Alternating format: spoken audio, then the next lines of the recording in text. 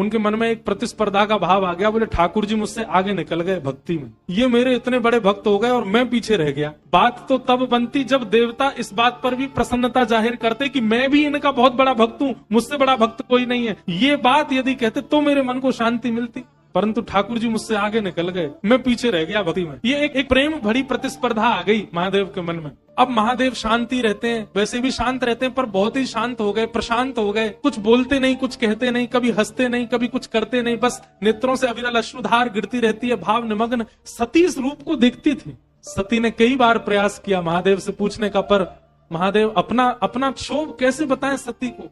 सती को ये देखा नहीं गया कि महादेव इतने विरह में रहते हैं। तुरंत नारायण के पास गई, बोले देखिए ये तो विश्व व्यापक बात है कि महादेव के सबसे बड़े उपासक आप हैं, देवताओं ने भी आपकी इस बात पर मोहर की। मैं आपसे पूछना चाहती हूँ, मेरे प्राणनाथ आजकल बहुत उदास रहते हैं, बहुत विरह में रहते हैं, बहुत शांत रहते हैं, प्रशांत रहते हैं, इसके पीछे कारण क्या है?